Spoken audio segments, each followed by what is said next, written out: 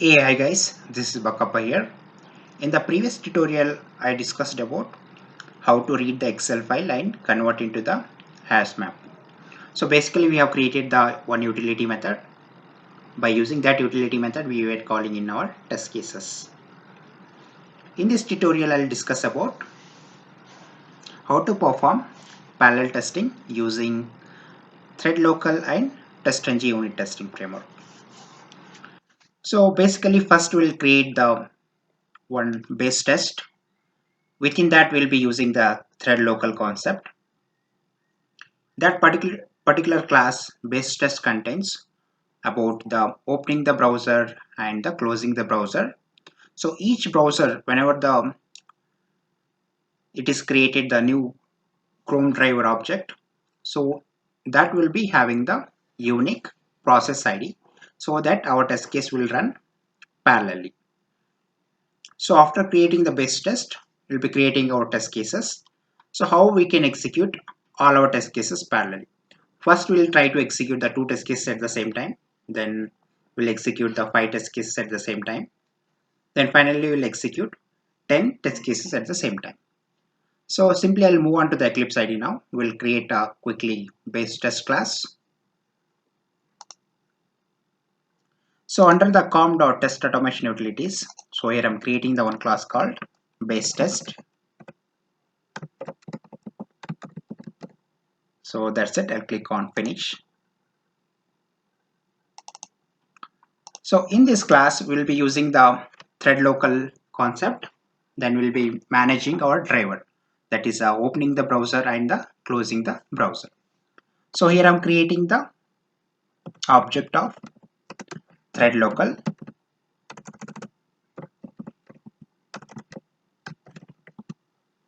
So generic type, simply I will not specify anything.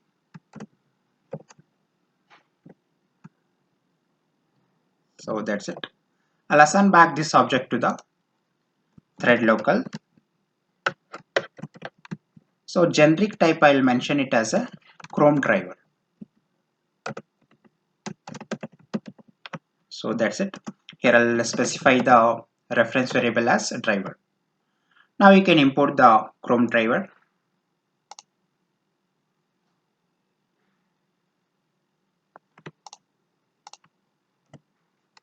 So that's it. So as we are using this base test class in our test cases, by using the extends keyword, we will be inheriting this base test. So it will be not opening the browser and closing the browser in our test cases. So that's the reason I'll mention this as a protected. So I'll be using this class in our test cases class. So here I'm specifying this object as the public so protected static. So that's it. So this is about creating the thread local. So whenever I use this object, so it will create the new process ID. By using that process ID, our Chrome driver will open and execute all our verification. Then it will close the Chrome browser. So we have to write two methods. So I'll use the two annotations. That is one is @ before method and another one is @ after method. So in the before method, we'll create the object of the Chrome driver. In the @after method, we'll close the Chrome driver.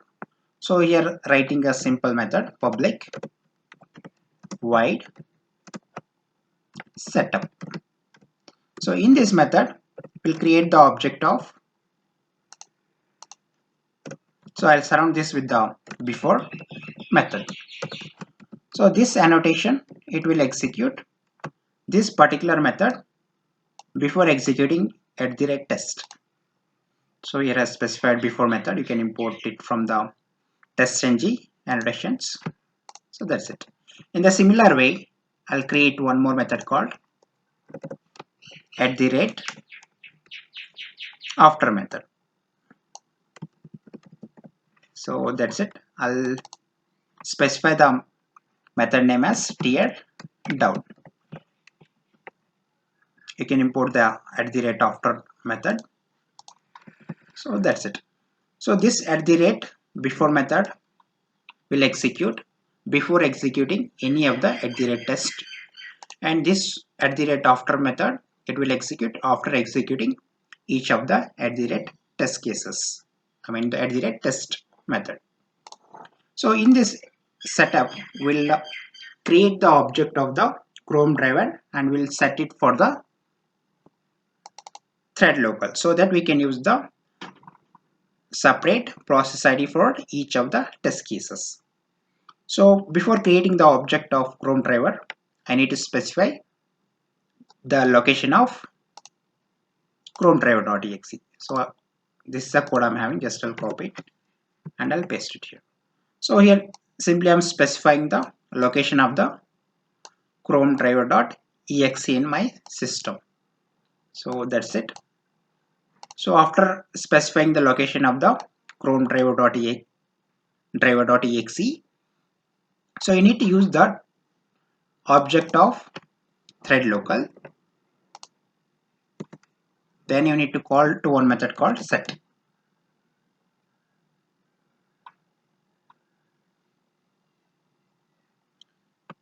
So it is accepting the of type arguments Chrome driver type. So simply you can create the object of Chrome driver class. So that's it. So in the line number 13, we are just specifying the location of Chrome driver.exe. Then in line number 14, I'm setting the object of Chrome driver.exe. So that's all about the setup part. So whenever I execute my test cases, so this @before method will call automatically, then it will launch the Chrome browser. So that's it. So after launching it, so we need to close the Chrome driver, right? So for closing the Chrome driver, we should get the WebDriver type of object, right?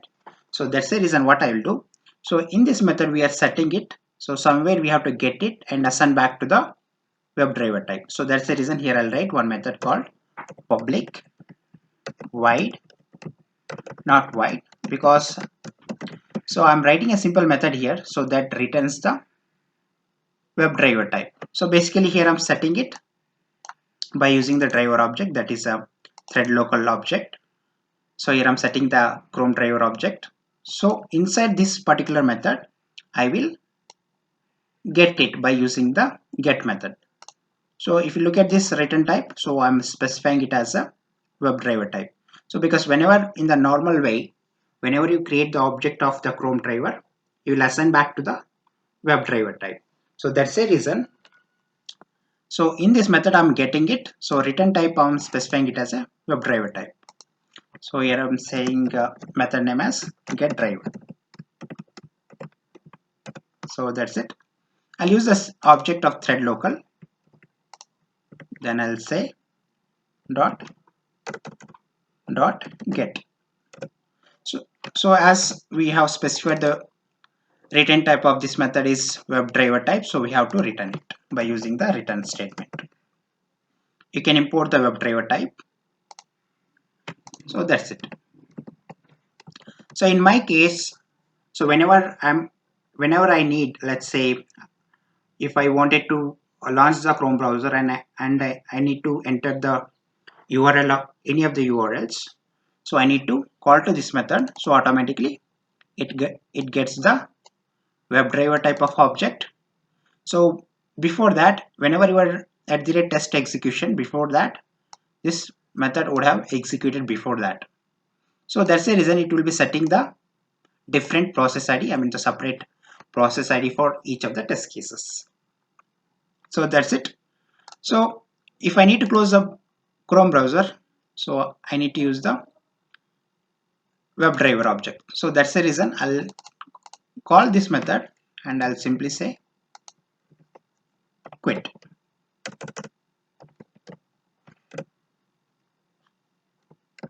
So that's it, guys. So that's all you need to do in the BaseTest. I'll walk through one more time on this what we have done. So first we have created the object of thread local. Then we have implemented two methods, that is a before method one and the second is after method. In the before method we are creating the object of type Chrome driver type, and here I'm setting it. After that we need to get it in our test cases, so that time they have to call to the get driver type. So whenever in the test case we call to the get driver, so this get driver will get the separate process ID. In that process ID itself our test case will execute, and at the end of the completion of the test case, after after method will execute and it will simply close the browser. So that's all about the base test. Let us go and implement our test cases. So inside the com.testautomation.demo, I'll create the class called parallel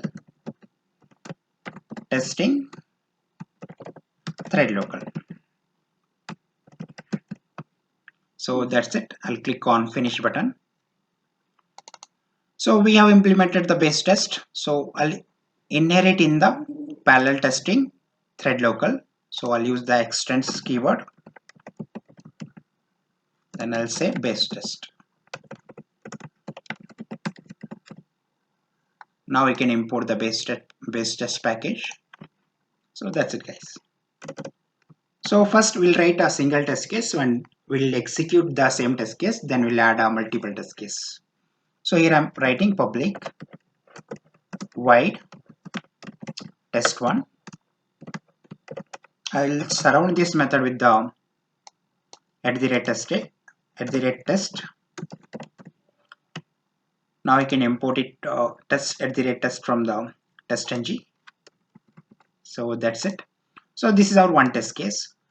So first we'll implement only single test case. We'll copy the same test cases multiple times. Then we'll execute all the test cases parallelly. So what I'll do, so simply I'll call to this method called get driver. So whenever I call to the get driver, simply it will sorry guys, so it launches the Chrome driver type because we are getting it inside the get driver method. So it creates the separate thread ID, that is a separate process. In that process our test case will get executed. So already we are launching in the @before method Chrome browser. So by using this get driver, so it is returning as the of type WebDriver object. So indirectly we are using the WebDriver type, right? So here I'm calling get driver dot. So I'll say get. So I need to specify the URL here. As we have already launched our Chrome browser in the @before method, now I'm calling to the get method. So inside that I'm specifying the google.com. So in our test case we'll launch this Chrome browser. After that we'll enter the google.com. Then simply we'll print the title of this web page. So that's it. So here I'll use system.out.println. So I'll say title of the page is, I'll say plus. So if I need to get the title of the web page, so I need to get the driver object. So to get the driver object you need to call to the method called get driver. So this will return you the of type WebDriver type. So here I'm calling to that method get driver, and after that I'll say get title. So that's it. So simply it will print us the title of the web page. So before that, whenever our browser launched and whenever it enters the URL, so I wanted to print the thread ID. What is the thread ID we'll be using when the execution is going on, right? So here I'll use the system.out.println.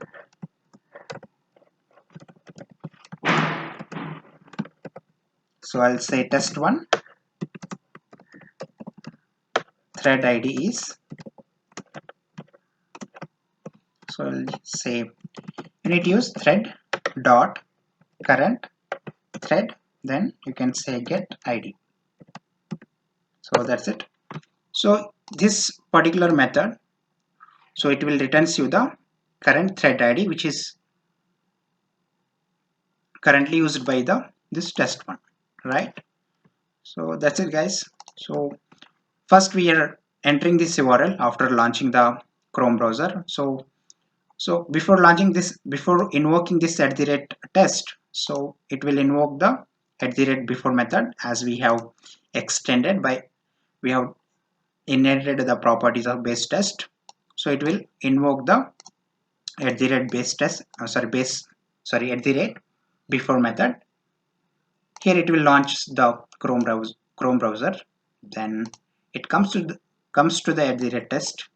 Then it will enter this URL. Then simply it will print the thread ID which is used by the test one. Then at the end we are printing the title of this particular web page. So that's it. After completing this @test, then it goes to the after method. Then it will close the Chrome browser. So let us quickly execute this test one.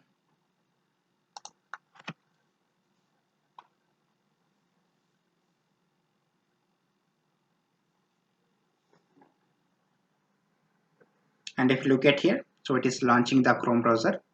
Then it is entering the google.com, and if you look at our result, so test one thread ID is 1, and if you look at the title of the page is Google, then that is our test case got passed. And here you can see the failures are 0. So let us add the another 5 test cases.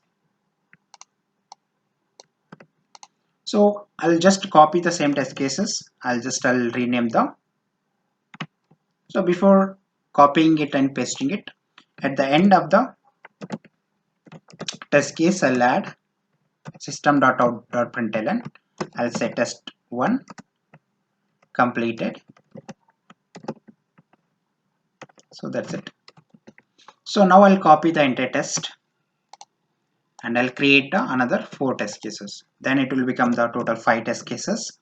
Then we'll execute all the test cases parallelly. So here I'll say test2. Then I'll create the test3 now.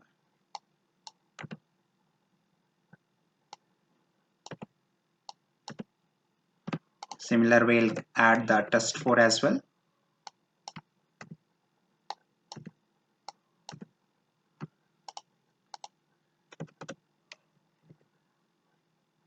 So here I'll say test5. So that's it guys. So first we'll execute the sequentially all the test cases, then we'll perform the execution in parallel. So I'll say run as TestNG test. So all the 5 test cases should get executed. So now the first test case is invoking. Now the second test case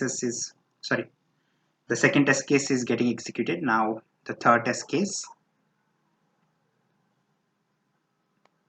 Now the fourth test case is running.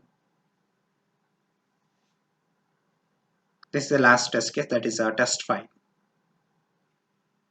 So if you look at our console, right? So all the test cases are getting passed. There are 0 failures. So let us create the TestNG XML file and we will perform the parallel testing by using the THREAD LOCAL and TestNG framework.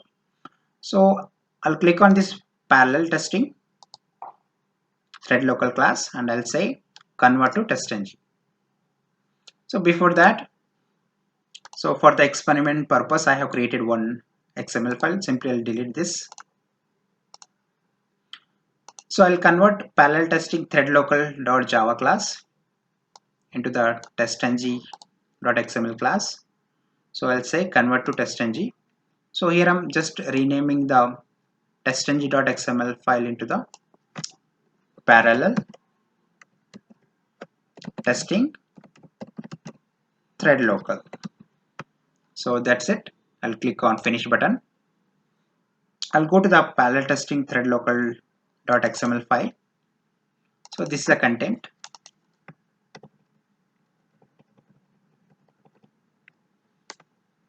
So what you need to do, right? So first you need to specify the two properties in the suite level. So first one is the parallel equal to methods. Then one more property called thread hyphen count equal to. So first we'll execute the two test cases at a time. So currently we are having total 5 test cases. So we'll execute the two test cases at the same time. So I'll copy this and I'll replace it here. So that's it. So now what I will do, instead of executing this class, so I'll execute the parallel test. So let me rename this XML with the parallel testing thread local. So that's it. So now I'll execute the parallel testing thread local.xml file. So now we have specified the thread count as 2. So that means 2 test cases will get executed at the same time. So if you look at the thread ID, right, in this case, so the thread ID will be different. So whenever you execute the test cases sequentially, that time the thread ID will be same. So now I'll show you the difference. So if you go to the console output,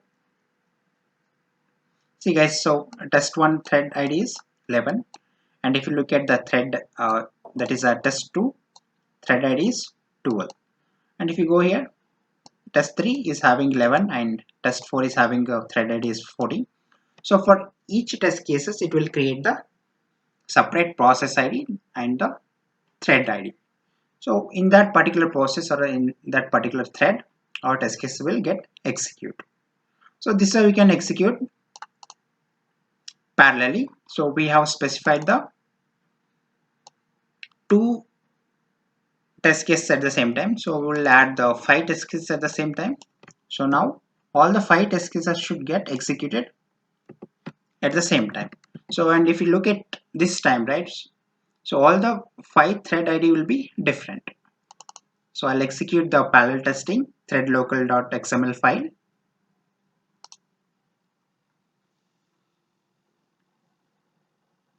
So if you look at here in the taskbar, all the 5 browsers got opened and it is invoking the test cases. So finally, if you look at my console output, so test 2 thread ID is 22, sorry, at 12.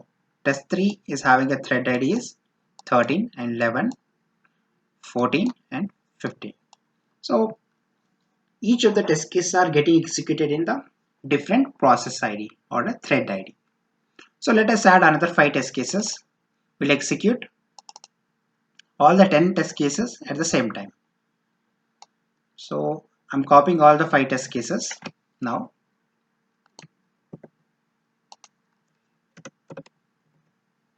So that's it.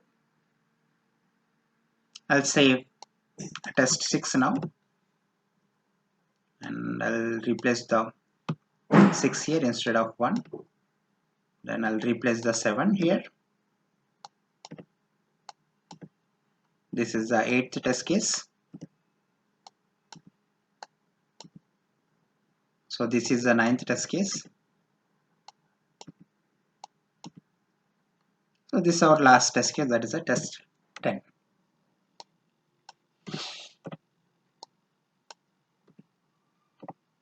So that's it guys. So currently we are having total 10 test cases. So I'll go to the parallel testing thread local.xml file here. Here I'll specify the thread count as 10. So all the 10 test cases should execute at the same time. So that's it guys. So right click on this XML file and I'll say run as TestNG suite. And if you observe here in the taskbar, all the 10 browsers should open at the same time. And if you look at here, 1, 2, 3, 4, 5, 6, 7, 8, 9, 10. So all the 10 browsers are invoking at the same time. And the thread ID will be the different for each of the test cases. So I'll go to the console.output, console of the Eclipse. So if you look at here, total test run is 10 and there are 0 failures. And if you look at the ID of each of the process, right? So test 2 is having the 13 and test 7 is having the 18 and test 5 is having the 16. So like this, each test case will be having the different process ID or the thread ID.